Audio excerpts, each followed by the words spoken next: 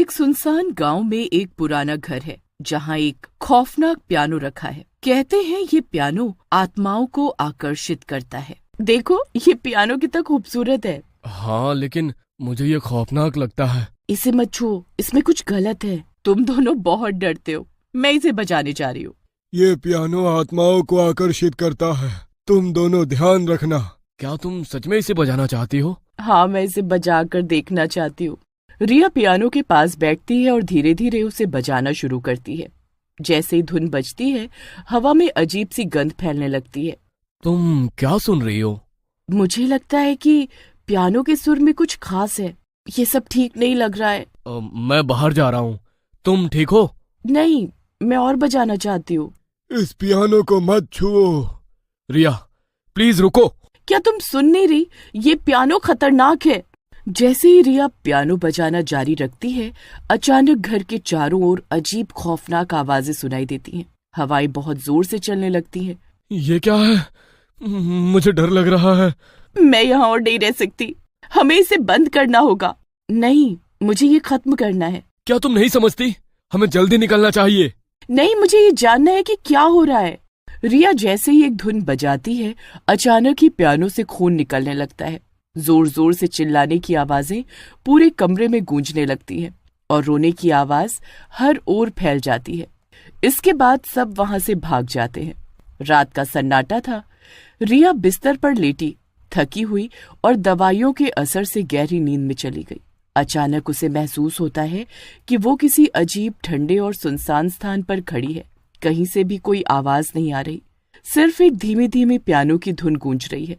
वो धुन वही है जो उसने उस खौफनाक पियानो पर बजाई थी। रिया ने धीरे धीरे अपने चारों ओर देखा, लेकिन कोई नहीं था।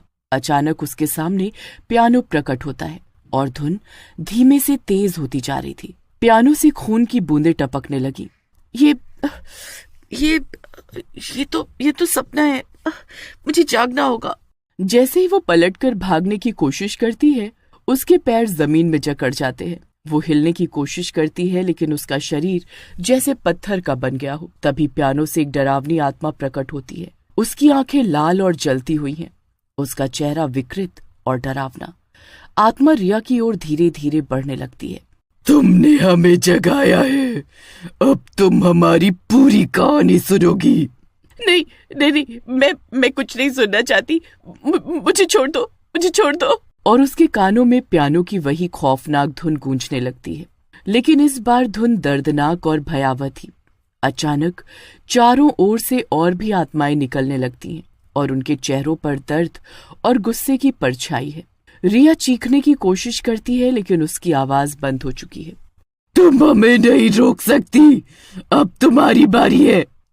नहीं नहीं, नहीं, मुझे जाने दो। तभी पियानो अपने आप बजने लगता है और धुन के साथ आत्माओं की आवाजें तेज होती जाती हैं। एक आत्मा रिया के कंधे पर हाथ रखकर उसे अपनी ओर खींचने लगती है और एक धमाके के साथ रिया अपनी जगह से उछल जाती है। रिया की आंखें अचानक खुल जाती हैं। वो बिस्तर पर बैठी हाँफ रही थी। उसने चारों ओर देखा, लेकिन कमरे में कोई नहीं था। वो समझ गई कि ये सिर्फ एक सपना था, लेकिन उसका दिल अब भी डर से कांप रहा था और हवा में वही पियानो की धुन हल्की हल्की गूंज रही थी। ये सपना था या कुछ और? उसकी नजर कमरे के कोने में रखे पियानो की तरफ जाती है, जो एक बार फिर से हल्की आवाज में बजने लगा था और उसकी ठंडक ने रिया को पूरी तरह जकड़ लिया। वो एक पल के लिए अपने आप को संभालने की कोशिश कर रही थी, ये सोचते हुए कि ये बस एक बुरा सपना। लेकिन तभी कमरे में एक धीमी जानी पहचानी आवाज गूंजने लगी, वही खौफनाक पियानो की धुन जो उसने अपने सपने में सुनी थी, और वो बिस्तर से उठने का साहस नहीं कर पा रही थी। पियानो की धुन धीमे धीमे तेज होती जा रही थी। उसकी धड़कनें इस धुन के साथ ताल मिलाने लगी। रिया ने अपने कानों को ढकने की कोशिश की, लेकिन धुन इतनी तेज थी कि वो उसके अंदर तक गूंज रही थी। उसे यकीन नहीं हो रहा था कि ये सब हकीकत है या वो अभी भी किसी भयानक सपने में फंसी हुई है। ये कैसे हो सकता है? ये सिर्फ एक सपना था, तो फिर ये धुन सच में कैसे सुनाई दे रही है? रिया की आंखें पियानो पर जमी रहीं, जो खुद ही बज रहा था। पूरे कमरे में ठंडी हवा चलने लगी और रिया को ऐसा लगा मानो उसकी सांसें भी जम रही हो।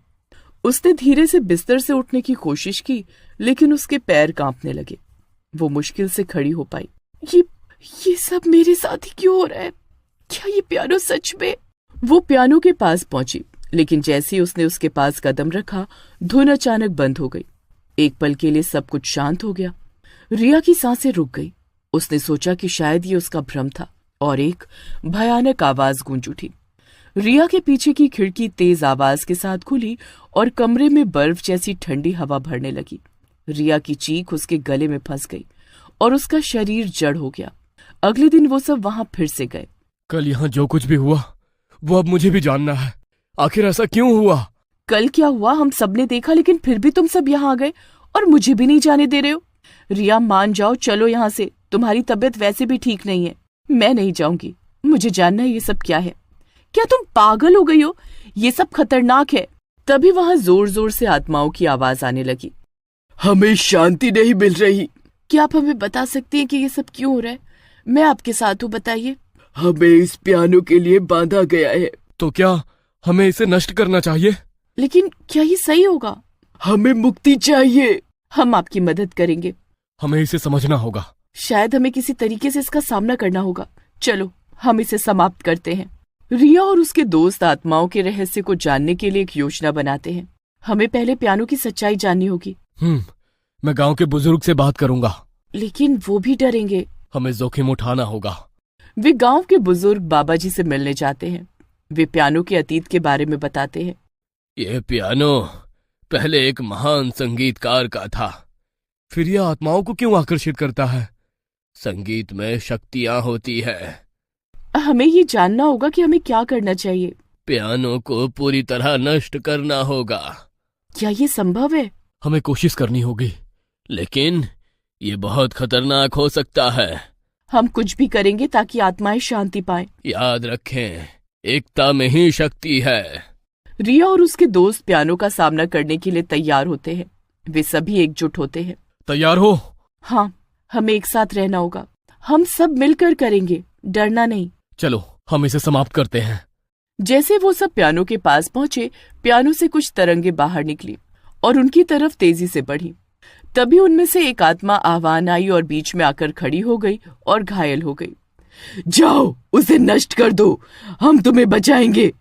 राज ने भागकर अपने बैग से एक बोतल निकाली और एक कपड़े में वो ऑयल डाला और उसे जलाकर पियानो की तरफ फेंक देता है। लेकिन साथ ही आग उसके कपड़ों पर भी लग जाती है और वो भी जलने लगता है। आत्मा उसे बचाने की कोशिश करती है, लेकिन उसे बचा नहीं पाती। सब मिलकर रोने लगते हैं। इसके बाद सारी आत्माएं वहां से आजाद हो जाती हैं और उस दिन के बाद से वहां कोई नहीं जाता। लेकिन लोगों को आज भी वहां से रात को रोने की आवाज आती है और किसी के जलने की बदबू भी।